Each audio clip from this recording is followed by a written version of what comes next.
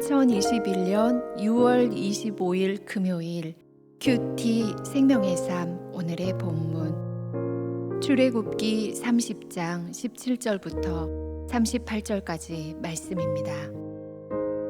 여호와께서 모세에게 말씀하여 이르시되 너는 물두멍을 노스로 만들고 그 받침도 노스로 만들어 씻게 하되 그것을 회막과 제단 사이에 두고 그 속에 물을 담으라.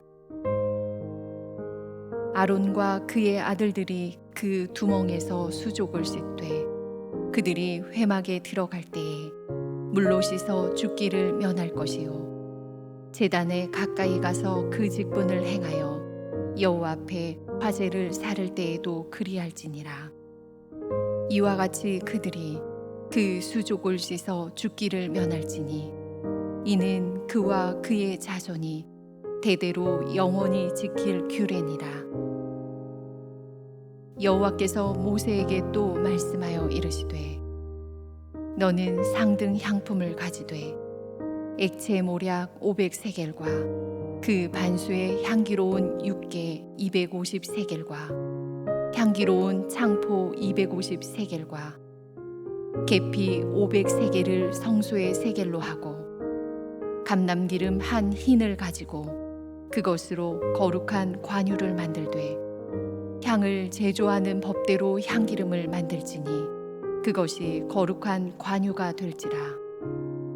너는 그것을 회막과 증거궤에 바르고 상과 그 모든 기구이며 등잔대와 그 기구이며 분향단과 및 번제단과 그 모든 기구와 물두멍과 그 받침에 발라 그것들을 지극히 거룩한 것으로 구별하라. 이것에 접촉하는 것은 모두 거룩하리라. 너는 아론과 그의 아들들에게 기름을 발라 그들을 거룩하게 하고 그들이 내게 제사장 직분을 행하게 하고 이스라엘 자손에게 말하여 이르기를 이것은 너희 대대로 내게 거룩한 관유니 사람의 몸에 붙지 말며 이 방법대로 이와 같은 것을 만들지 말라. 이는 거룩하니 너희는 거룩히 여기라. 이와 같은 것을 만드는 모든 자와 이것을 타인에게 붙는 모든 자는 그 백성 중에서 끊어지리라 하라. 여호와께서 모세에게 이르시되 너는 소압향과 나감향과 풍자향의 향품을 가져다가 그 향품을 유향에 섞되 각기 같은 분량으로 하고 그것으로 향을 만들되 향 만드는 법대로 만들고 그것에 소금을 쳐서 성결하게 하고 그 향 얼마를 곱게 찌어 내가 너와 만날 회막 안 증거궤 앞에 두라. 이 향은 너희에게 지극히 거룩하니라. 내가 여호와를 위하여 만들 향은 거룩한 것이니 너희를 위하여는 그 방법대로 만들지 말라. 냄새를 맡으려고 이 같은 것을 만드는 모든 자는 그 백성 중에서 끊어지리라. 아멘.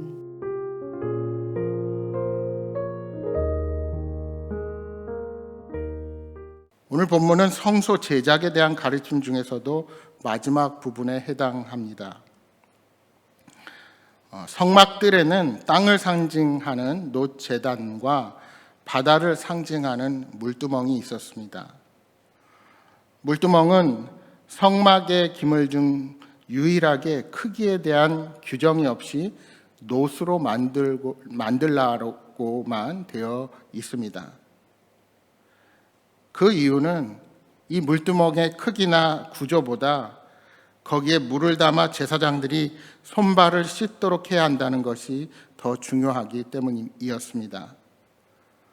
출애굽기 38장 8절에 기록되어 있는 것처럼 물두멍은 회막문에서 수종드는 여인들의 거울로 사용하던 불순물이 없는 놋으로 만들었습니다. 물두멍이 놓인 위치는 성막들로 번제단과 성소 입구 사이입니다. 제사장들이 물두멍에 물로 손발을 씻는 정결 의식을 행하지 않고 부정한 상태로 제사장 직무를 수행하면 죽임을 면치 못했습니다. 따라서 제사장들은 성소 안으로 들어갈 때나 제단에서 제물을 바칠 때 반드시 먼저 손발을 씻어야만 했습니다. 그러니까 이는 하나님의 임재를 상징하는 성막과 하나님께 드리는 제사를 경홀히 여기지 않기 위한 예식이었습니다.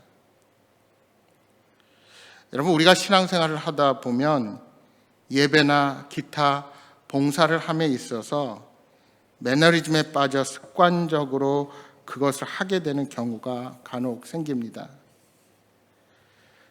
제사장들이 성소에 들어가기 전에 손발을 씻으면서 자신을 정결하게 하듯이 우리가 예배에 임할 때나 직분을 감당할 때 자신을 돌아보며 바른 자세와 태도를 갖도록 하는 그것이 우리에게 우선되어야 합니다. 물두멍의 제작을 일러주신 하나님은 이어서 성막의 여러 기물들과 제사장들을 거룩하게 구별하는 데 사용될 거룩한 기름, 곧 관유에 대해서 일러주셨습니다. 오늘 본문이 말하는 것처럼 향품은 가장 좋은 것을 준비해야 했습니다. 모략 500세겔, 육개 250세겔, 창포 250세겔, 계피 500세겔을 올리브유 한 흰을 섞어 만든 기름으로 거룩한 관유를 만들게 됩니다. 이 기름을 바른 대상은 하나님께 바쳐진 거룩한 존재로 선포됩니다. 따라서 이렇게 특별하게 제조된 거룩한 기름은 제사장들과 성막 기물들을 성별하는 거룩한 목적에만 사용되었습니다. 이는 기름이 발라진 제사장들과 그 기물들은 이제부터 일반 용도로 사용되어서는 절대로 안 되고 오직 하나님의 거룩한 목적을 위해서만 사용되도록 거룩하게 구별해 놓았다는 의미가 담겨 있었습니다. 이어 하나님은 거룩한 기름과 관련해서 주의해야 할 사항을 일러주셨습니다. 만일 이 거룩한 기름을 일반 사람들의 몸에나 일반 물건들에 바르게 되면 누구를 막론하고 이스라엘의 공동체에서 끊어지게 될 것을 말씀하십니다. 왜 이렇게 엄중한 경고가 주어졌을까요? 거룩한 기름은 여러 가지의 최고급의 향품들로 만들어졌기에 사람들은 그것을 미용이나 화장 등의 일반적인 고급 향수나 방향제로도 사용할 가능성이 충분히 있었기 때문입니다. 그렇게 할 때 이것이 중대한 범죄 행위로 간주되어서 공동체에서 쫓겨나는 형벌을 당하게 되는 것입니다. 마지막으로 거룩한 기름에 이어 분향단에서 사용될 거룩한 향에 대해서도 모세에게 일러주십니다. 오늘 본문 34절에 등장하는 향품들은 당시 유명하고 귀하게 여긴 것들입니다. 여기에 소합은 발삼나무의 진에서 채취하는 향입니다. 나감은 홍해의 조개에서 채취한 향료입니다. 풍자는 지중해의 회향풀에서 채취합니다. 이렇게 소합향, 나감향, 풍자향, 그리고 유향을 같은 분량으로 섞어 만든 후에 소금을 쳐서 거룩함을 선포합니다. 그렇게 만든 향의 얼마를 곱에 찧어 회막 안 증거계 앞에 두라고 되어 있는데 아마도 지성소와 성소를 가르는 휘장 앞에 놓인 금제단에 놓으라는 것으로 우리가 추측해 볼 수 있습니다. 이 향 역시 관유와 같이 사적인 목적으로는 만들 수 없었습니다. 우리가 어제 이미 살펴본 것처럼 분향달의 향품은 1년 365일 24시간 내내 타오르고 있어야만 했습니다. 제사장은 매일 아침 저녁으로 분향단 위에서 향을 사를 때 반드시 특별히 제조된 이 거룩한 향만을 함께 사용해야 했습니다. 다른 향을 사용해서는 절대로 안 되었습니다. 만약 특별히 만들어진 거룩한 향을 다른 용도로 사용하면 거룩한 기름을 잘못 사용했을 때처럼 똑같은 형벌이 따라와서 그들이 이스라엘 공동체에서 끊어지게 됩니다. 한편 거룩한 향을 제조할 때 여러 향로들에 소금을 쳐서 만들었습니다. 말씀드린 것처럼 소금의 주된 기능은 부패를 방지하여 성질의 일관성을 유지시키는 것이었습니다. 또한 소금은 언약의 불변성을 상징하기도 합니다. 이런 의미에서 생각해 보면 소금을 치는 행위는 변치 않으시는 신실하신 하나님께 변치 않는 충성된 마음의 향을 바쳐 올린다는 것을 의미한다고 볼 수가 있는 것입니다. 이제 성전을 통한 구속의 사역은 그리스도 예수님을 통해서 완성되었습니다. 따라서 이제는 그리스도의 영이 거하는 성도가 성전입니다. 그러므로 이제 유일하고 거룩한 향은 성도인 우리들의 몫이 되었습니다. 우리는 성전으로 세상 사람들과 구별되는 거룩한 향기를 소유한 자들이 되어야 합니다. 그러므로 우리는 우리 자신이 향기로운 제물이 되어서 하나님을 기쁘시게 하는 산 제물이 되어야 하는 것입니다. 고린도후서 2장 15절 16절에 말씀합니다. 우리는 구원받은 자들에게나 망하는 자들에게나 하나님 앞에서 그리스도의 향기니 이 사람에게는 사망으로부터 사망에 이르는 냄새요 저 사람에게는 생명으로부터 생명에 이르는 냄새라 누가 이 일을 감당하리요.